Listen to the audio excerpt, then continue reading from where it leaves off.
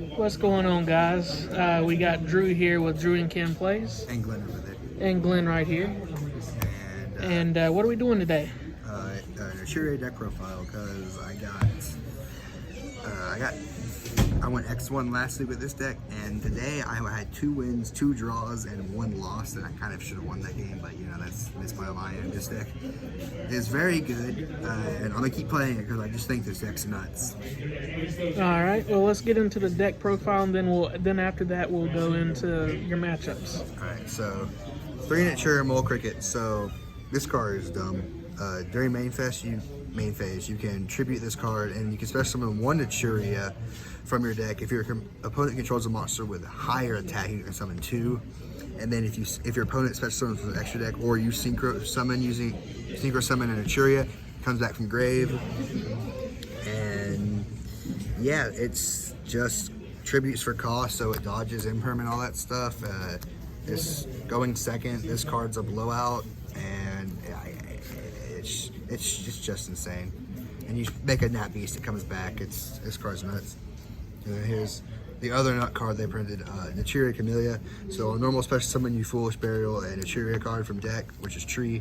And then if you would tribute to activate an effect, so like this one right here, it requires tributing itself and another Naturia. This lets you once per turn, instead of tributing, lets you mill 2 instead. And then when your opponent normal summons or special summons a monster, you can bring a Naturia back from graveyard. So this is the stupidest support I've seen printed for an archetype, because Naturia was unplayable trash, and then they printed these cards and they're insane. So yeah, they're great. And then we have the one of, so this is Stink Bug. Sunflower is your monster negate. Some people play Vayne as a spell trap negate, but like you really don't care about, there's something on the side I have for spell traps. You really just want Sunflower, as you get 2 monster negates, and then Stink Bug. If it's and the Naturia is selected as an attack target, then I'll probably turn these around like this. Then it will tribute and negate the attacker in the battle phase. Yeah, here are these, since I didn't, you know, there. You can see the front of them. I had the back of them. This is the first time I've done a deck profile and you actually see my face, so.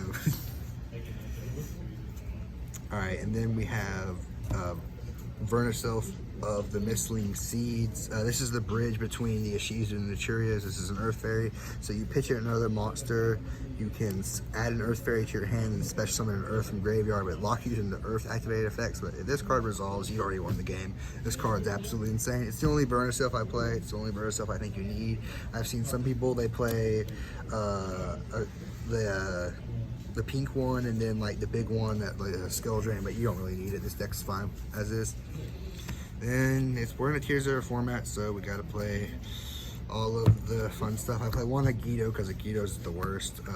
3 Kelbeck, and then 3 Mudora and 3 Keldo. You know, these cards are nuts, and they work very well. This deck actually does really well against tier elements because if they mill you, you have all your effects going off, and it's a good back. It's a cheap version of Ishizu tier element, but it's still good. And then we have the generic stuff. 2 Fenrir. You can cycle this back, so I only play 2, and you can actually wherever the duck is, you can pitch it off the duck and reborn it. And this card is just very good. It needs no introduction. And then we have my small bestial package. I have 3 Magnamut, and then I have 2 Druisworm. You can play more, but I like having 40 card decks, so So why only 2 and 3? I only own 2 Druisworm, and it cuts to 40. This one searches this one. This one, when you send to the graveyard from field, it sends a special summon monster. It's better. This just searches this one. But I probably would play more if I have a Saronir, but you know, I didn't have issues seeing these cards, so they performed. They shaft tier really hard. That's all of the monsters. And we have the spell Naturia Blessing. This is the final card that was printed, so this lets you special summon a Naturia from your hand or your graveyard, not once per turn, does not target, and it usually forces out the shufflers. And then it also has an effect where you can synchro summon or fusion summon with cards you have in the field, including Naturia. That came up like the synchro came up once. The fusion never comes up ever because I don't play Exterio. I don't need Exterio.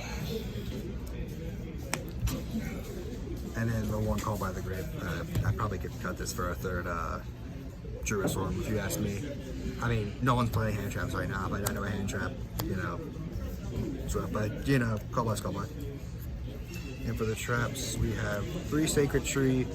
The relevant thing is that when it's into the graveyard, mandatory add a Naturia card from your deck to your hand. So this is what you're always milling and adding. It's also not once per turn. The Blessing and the Sacred Tree are not once per turn. That's why this deck is so good, because all of the tier cards are modern and they have once per turn. These do not. You can add multiple cards and it's very nuts. And also while it's on the field, you can flip it up and you can tag out an Earth Insect for an Earth Plant or an Earth Plant for an Earth Insect. That sometimes comes up, but so you can just blind set it and they'll think it's back row, they'll pop it and you just get an ad. I like bluffing with it a lot. And then Gravekeeper's Trap and Exchange of the Spirit. This just helps us stop tier. So Trap lets you, when your opponent draws a card, before they draw a card, you declare what the card is, and then you get profile. Yeah, no, it's fine. So you do the trap, and you declare the top part of the deck, and you guess it right, they discard it. But while Exchange the Spirits of the graveyard, your opponent cannot activate monster effects in the graveyard. Any effects, actually, I think. Yeah, it should be any effects in graveyard. They can't special from graveyard, so it's like Necro Valley. And you're only playing this to get it in the graveyard of this. And then also you could discard a card to add a Earth Fairy to hand, so this helps you fix bad hands. If you have Tree in hand, you pitch it and you just plus like crazy. And 3 Emperor, it's the only hand job I play. Side this out a lot for a better card. But yeah, Emperor's good because if they are playing Called by the Grave, they can't call by this card. That's why I play it. Yeah, you cannot call by the Grave Emperor. No, you cannot. You cross it out, but I don't think anyone's playing cross out. Yeah. All right, let's get into this extra deck. Yeah, all right, so let's go. Yeah, the Naturia Beast. I literally made this. I make this card and people scoop. They cannot play through it. This card's nuts. That card is definitely nuts. Barkion. I've not played a trap deck in a while, but this is Beast for trap decks, and it's kind of a bridge. But you know, I rarely make it, but you know, he's something that comes up. Then we have Draco Berserker of the Tenyi. I love this guy. He's very good. Trishula. I don't really make him a lot, but when he does a lot of banishing. Then we have Barone, which you would think be the best 10 in the extra deck. I made a lot, but however, this is the MVP of this deck. This card is absolutely insane. You banish with your Calvos, you banish with your Jerusalem's, you're banishing 1 from field and 1 from grave. Absolutely destroys tier element, and it's just big and hard to deal with. Ching Ying is mandatory. I make it more than any card in this deck. This card it's just really a custom card sometimes. It's Naturia Ching Ying, if you ask me. This card's very good. And then Psychic and Punisher, which I have a flex spot, so like sometimes I have Fidder or Camilla, and I can just go in the Psychic and Punisher, but like it's not really won me a game ever, but like one day it will. So that's all the synchros. This is a synchro deck. And we also have XE. So we have this Dweller, Yugioh Dweller, and Gravekeeper Trap with the Shade of the Spirit, and they cannot play Yugioh if they're playing a graveyard deck. We have Dugaris. Dugaris fixes bad hands, but you don't really brick in this deck, so yeah. Then we have Baguska, because I hate Flunder, and if I don't know what they're playing, and my best play is Baguska Pass, they can't out it, it's good. Wallow, I made this once today, it didn't really come up, so like, it's 2 6s, so you make it with the 2 Bestials. You could have thrown Beatrice in there, but you know, I would only throw Beatrice in for time, but if I resolve 2 Bestials going first and make Beatrice, then it must have been playing on my turn or something. I'm not going to beg on that. So it gains 100 attack and defense for each card in your opponent's graveyard. I should have counted earlier. Okay, never mind. I didn't even read that. I probably should have won a game earlier this time. I won that game anyway. And then quick effect, you can target 1 card in your opponent's graveyard, you attach 1 or 2 materials. And if you attach 1 or spin it back to the deck, and it's 2, a monster, you special them in face up or in face down defense position. If not, set it. So This card just it's win more against tier element, but winning more against tier element is not bad this format. And then Zeus. I only have an ulti Zeus. I had 3 ulti Zeus. I only have an ulti Zeus. My only flex. So is the only reason you're playing one Zeus is because you only have one ulti? I have 3 ultis. Oh, you got 3 ultis. I have Zeus very rarely comes up. It's just some people play this Utopia Roots and Utopia package where it lets you have like a 2-mat Zeus, but like I don't have issues breaking boards because I can go Chinging Berserker, and that does the same thing for the same amount of resources. Gotcha. Because I have non-once per turn monster reborn, so Camilla, Breaker, Kazilla, Chinging, Banish, it's nuts. But Zeus is nice if you're in a limited game setting and you want to clear with Bazooka. Alright, so we're into the side deck now. No, wait, I forgot. I got my small link package. Asa, so you're playing a lot against a lot of Ishizu tier, so you can take their Kelbecks, all their stuff, force them to use the shufflers early. You can also take people's Fenrir's, so this card's great in mirror matches. And then Unicorn Access Code, which I do go into quite frequently. Like I said, Zeus, I could probably play something over Zeus, but like, you know,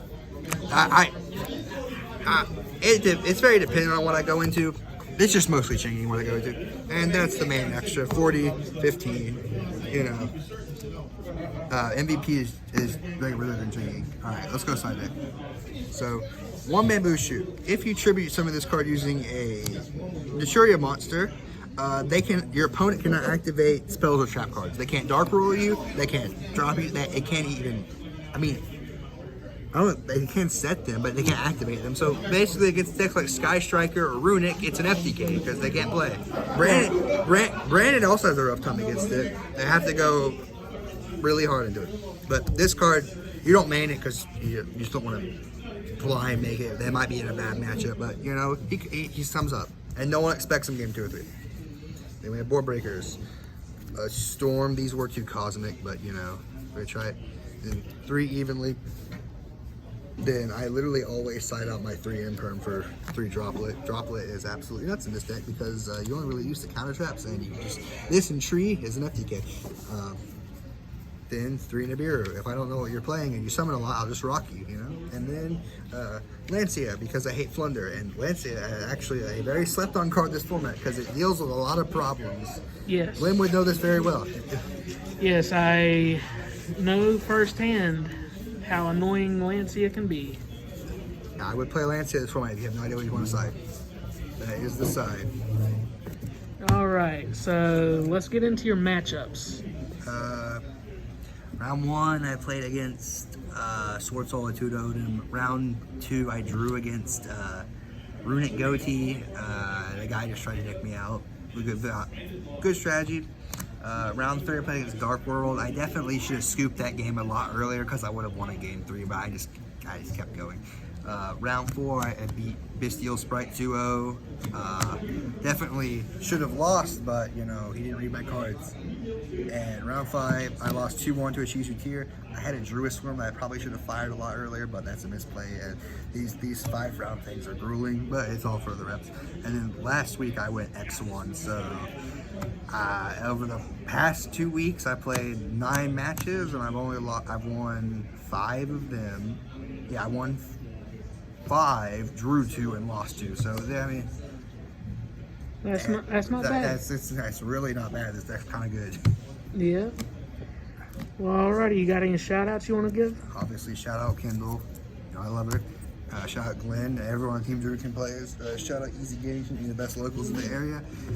And just shout out everyone in the Druidkin family for subscribing and always showing us love.